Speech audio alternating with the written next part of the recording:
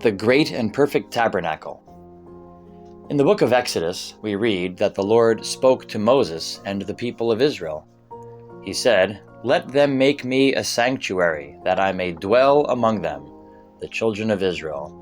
Exodus chapter 25, verses 1 and 8. Hebrews chapter 9 describes this special sanctuary.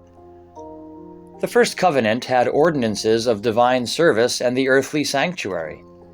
For a tabernacle was prepared, the first part, in which was the lampstand, the table, and the showbread, which is called the sanctuary, and behind the second veil, the part of the tabernacle which is called the holiest of all, which had the golden censer, and the ark of the covenant overlaid on all sides with gold, in which were the golden pot that had the manna, Aaron's rod that budded, and the tablets of the covenant. And above it were the cherubim of glory, overshadowing the mercy seat. Of these things we cannot now speak in detail. Hebrews chapter 9, verses 1 through 5. The passage continues by explaining what took place inside the tabernacle. Now when these things had been thus prepared, the priests always went into the first part of the tabernacle, performing the services. But into the second part, the high priest went alone once a year, not without blood, which he offered for himself and for the people's sins committed in ignorance. Hebrews chapter 9, verses 6 and 7. And then we read, "Then Christ came as high priest of the good things to come, with the greater and more perfect tabernacle, not made with hands, that is, not of this creation. Not with the blood of goats and calves, but with his own blood he entered the most holy place, once for all, having obtained eternal redemption. For if the blood of bulls and goats and the ashes of a heifer, sprinkling the unclean, sanctifies for the purifying of the flesh, how much more shall the blood of Christ, who through the eternal Spirit offered himself without spot to God, cleanse your conscience from dead works, to serve the living God?" Hebrews chapter 9, verses 11 through 14.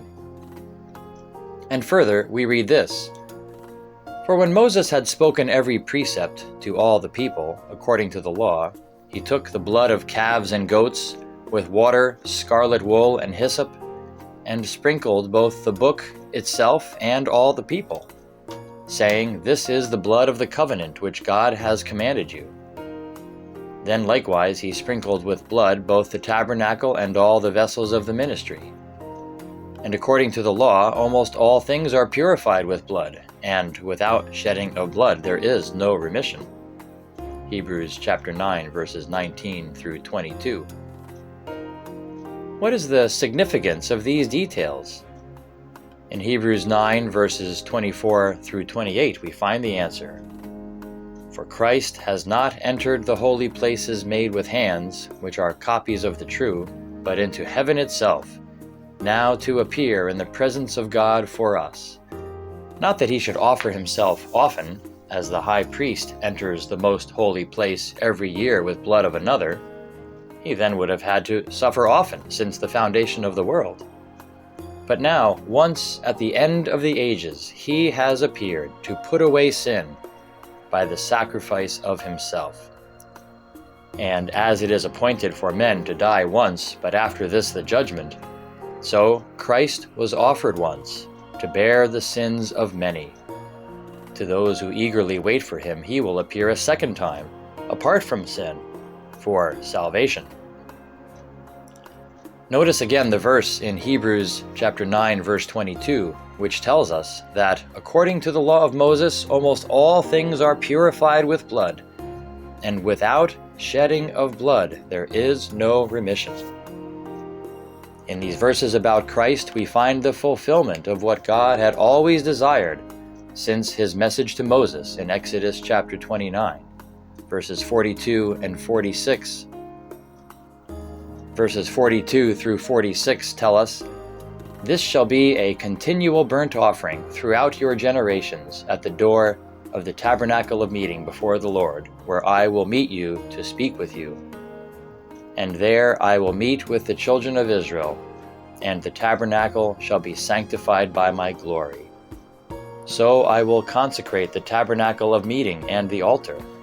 I will also consecrate both Aaron and his sons to minister to me as priests. I will dwell among the children of Israel and will be their God. And they shall know that I am the Lord their God, who brought them up out of the land of Egypt, that I may dwell among them. I am the Lord their God.